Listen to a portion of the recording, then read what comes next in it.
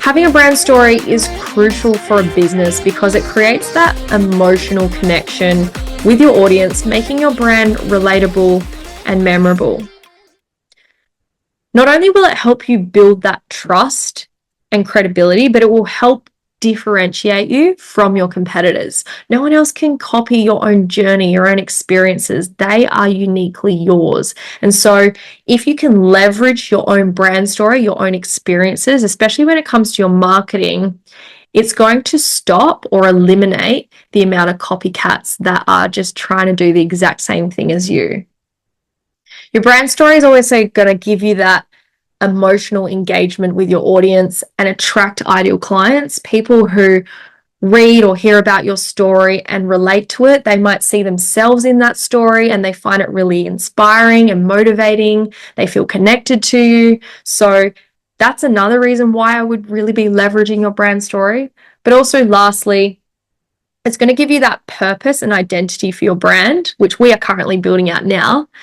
But it's going to enhance your marketing, your messaging, and the more people who love your brand story, everything you stand for, because it's going to show them what you value, the way you think, the way you behave, like how you deal with stress or challenges in life and how you come out on the other end. That's going to foster a long-term loyalty. And so if you can really spend some time developing and refining this story over time, it is going to be a very powerful tool for your marketing. So let's get into it. Every brand story should follow a framework kind of like this. So if you think about a Disney movie, every single movie follows the same kind of framework. It's not all happy-go-lucky the whole way through. It's all not bad the whole way through. You've got to have a nice balance. And so what we do is we look at the 5 S's of storytelling. So number 1 is, where does your story start? I don't want you to just think about the start being a chronological order of timeline events. For example, like I finished high school and then I went and worked this job and then I wasn't really happy and then I went here and then, it doesn't need to be your whole life story. It just needs to be the start that triggered a chain reaction of events that brought you to where you are today. So I actually really struggled with this myself. When I was doing my origin story, I used to think about, well, I went to high school and then I finished up. I went to uni, studied a Bachelor of Health Science and doing acupuncture and Chinese medicine while running my beauty salon. And then I had to close it down because my university degree got cancelled. And there was a whole bunch of things that happened. I got diagnosed with scoliosis and I was like, where do I start my journey? Do I start it here or do I start it there? And I think sometimes, depending on who you're talking to and what you're presenting for, you can change the start of your journey. So sometimes when I talk about how I got into business coaching, I might start it from, I got diagnosed with scoliosis. I had to close my beauty salon down and my uni degree got cancelled. I didn't know what to do. Instead of having to tell that, I went from high school, I went and did this lash course, and then I went and worked, do you know what I mean? So depending on who you're speaking to and the type of message you're trying to convey throughout your story, that will have an influence on your starting point. So, what was that starting event that created a series of chain reactions that brought you to where you are today? Now, the next thing we want to make sure we're doing at every single step of these stages is going, what is the description of what happened? But then also, what emotions were I feeling at the time? Reason why we want to talk about emotions is because people connect with feelings. We are humans. We feel things. And so we don't want to just describe what happened. We want to talk about how we handled it, how we felt inside, what it meant for us, because people will read that and they're going to evoke emotion towards what you're saying. The next thing is, what was the biggest struggle or challenge you had? So, for some people I've spoken to, it might be they had a really bad boss and they were in a toxic workplace environment and they rocked up to work every day and they were just crying and they're like, I can't do this anymore. Or it might have been a family member got sick and they realized life's too short, I've got to make the most of it. It's what was the struggle or the challenge that they were facing on a day-to-day basis that was just consuming them. How did it make them feel? The next thing we look at is what caused you to make a switch. So usually I find people have to get to this breaking point. It's not like they're proactive and they're like, I'm going to make change now.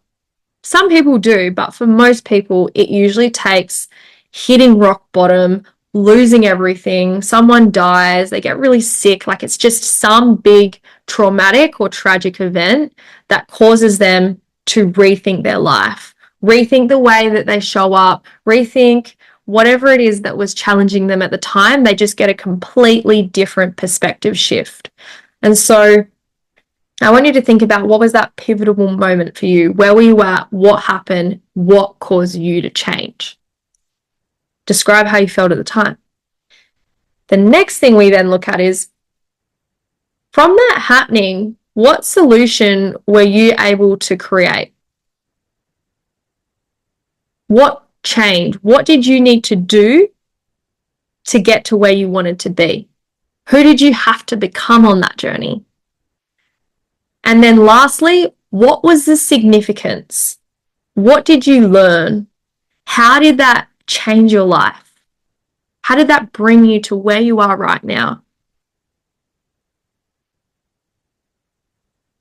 Can you see now how it's gone from, oh, I just decided to open up my business, to this was my business, this is what I was challenged with, this is the breaking point, and how I had to realize I needed to make this change.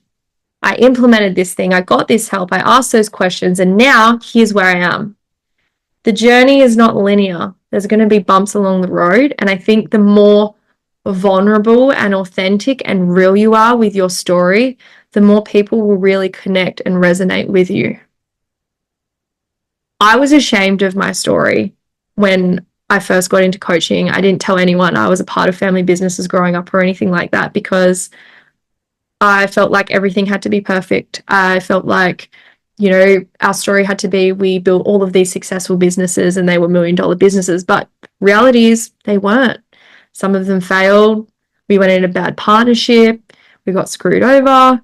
We got into $500,000 debt, and then we were trying to work ferociously, paying things off, and we started another 2 businesses. And it's really interesting because I hid all of that, but now I actually talk about it a lot, because not only does it create credibility, but it also builds relationships, and it makes people realize that, like, here, the end goal, the be all or end all perfect, you know, end of the story, it's not always like that. And so if people can see the journey, the struggles, the challenges, and how you problem solved, how you navigated that, that's going to inspire and motivate them and build that connection. And so I really encourage you to be vulnerable, be real, and make this story yours and own it. Don't be ashamed.